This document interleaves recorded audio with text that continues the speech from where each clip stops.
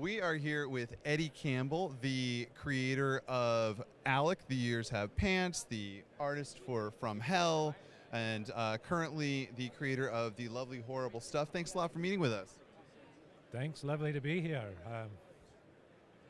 Brian. Right, yeah. I should have checked. Right there, Brian. You have had quite the varied career. You have tackled lots of different topics with your books and been involved in lots of projects. How do you go about selecting the kinds of projects that you're going to do? They select me. They arrive in a dream in the night, and they keep arriving until I do something about it. They haunt me, and they irritate me. They aggravate me. They're like a woman in many ways. And then you have to exorcise them or divorce them? Yeah, that's. Well, let's take a look at a couple of things that you've done over the years, and maybe you can tell us how they came to you. Let's start with Alec here, which has been recently collected in The Year Have Pants. It's a heavy book.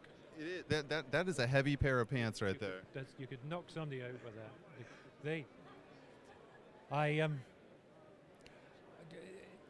It's autobiographical. I've changed all the names, of course. I thought I was protecting people, but now I'm on the TV saying it's autobiographical. So what was the point of changing the names? So Alex me, and there's 30 years of stuff in here. Because I started this way back in 1980, and I had no idea that I thought life was interesting. I thought life was much more interesting than the cosmic kinds of things that you found in comics. I thought, why can't life be simple and interesting and honest? I didn't think it would be so interesting that I'd still be doing it 30 years later. That surprises me now that I stopped to reflect upon it. But there you go. Life surprises. It does have surprises. Now you're talking about it 30 years now. This is a good chunk of your life you're holding in your hands here, or someone's life. We've changed some names here. You said. Now that it's been collected, and you've had a chance to go back and take a look over it. Are there things that you were like, oh, maybe I should have done a little historical revisionism here for the new edition, or was it nice to go back and sort of revisit some of these memories? It can be one or the other. Sometimes I look at the old work and I wish I was still that good. Sometimes I think, oh my God, I had something then and I've lost it. Other times it's embarrassing and I'd prefer it to lose it, prefer that it no longer existed. But so one has to accept the whole package. It's like looking back at your life. Mostly you're embarrassed by your haircuts, but you find some old photo of yourself where you're cutting a manly figure and you think, oh my goodness, where did it go wrong? Where did I lose that youthful vibrance that I don't have anymore? Well, that's something you kind of explore a little bit in your book, The Playwright, correct? This sort of looking back at, we're going to make you juggle here. The Playwright, you actually really explore that kind of where did my life go and how did I end up here?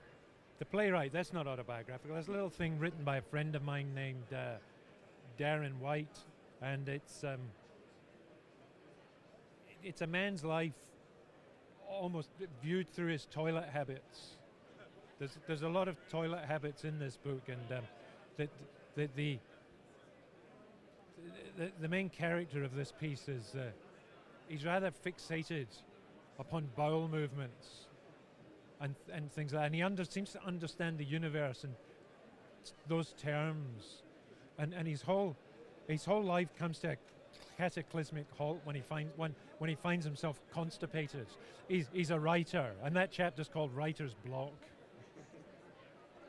The Playwright. And now your most recent one is The Lovely Horrible Stuff, which is a look at, of all things, money. Now, I'm a cartoonist and I'm Scottish. And I'm telling you, I'm giving you all of the information I have. on money. I'm sharing it with you. And we Scots people don't usually like to share it. So So you're getting something. now, how did this one come to you? How did the lovely horrible stuff come to you? In a fever dream or tall leggy blonde? Well, I've dealt with all the major subjects. You know, I've dealt with love and sex and death and from hell. You know, murder and mayhem, and I thought, what have I not dealt with? I'd arrived at a crossroads where I had to find a subject, a big subject. And I thought, I've never talked about money. I should talk about money. And then I thought, well, I don't really know anything about money. I better ask a few questions and read a few books and study the history of economics. And when I was reading books, I discovered that all those great economists, you know, Keynes and Milton Friedman, somewhere in their writings, they all refer to this tropical island of Yap, where they have this history of these huge stone discs that they used as money. And so I did a bit of, we immediately got onto Google and tried to find out something about it. And the island's still there, and all these huge stone pieces of money are littered around the jungle on the island, in among broken down zeros from the Second World War and the other sorts of things that you find on South Sea Islands. And I thought, I've got to go there and have a look. So this became my my great South Sea adventure. I felt like Wash Tubbs and Captain Easy and having an adventure on a South Sea island, and that's the second half of the book about money.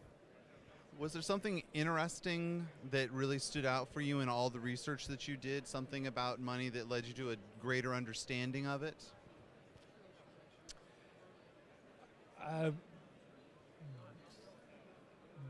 No. I think the more you think about money, the more you become a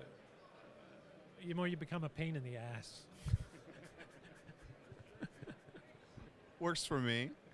So you've talked about some of the big topics you've talked about. You talked about love and sex and death and murder. You've done autobiographical, you've done, you know, speculative historical, you've done all sorts of things. Is there a genre that you have not yet tackled, or a story that you haven't tackled yet that you're sort of itching to do?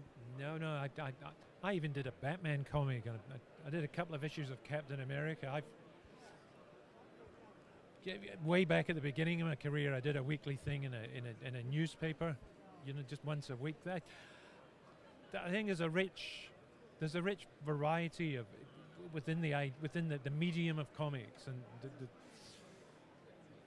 all kinds of things to try. Even if you only do them once, it's an exciting smorgasbord of possibilities.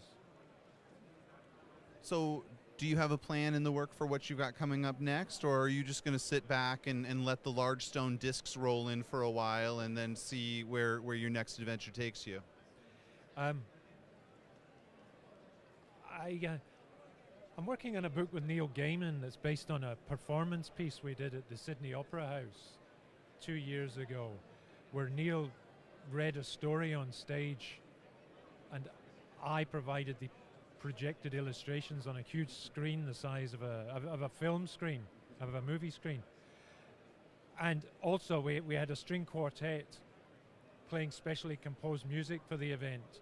And it's taken some time, but we're turning this into a book, and hopefully it'll be a book with a CD inserted in it. So it'll be a multimedia project, but we have all the material, we just have to package it. I'm looking forward to it. That'll be my next thing, probably. Well, Eddie Campbell, it has been a real pleasure talking to you. Thank you very much, and all the best to you in the future. Thank you very much, Brian. Thank you.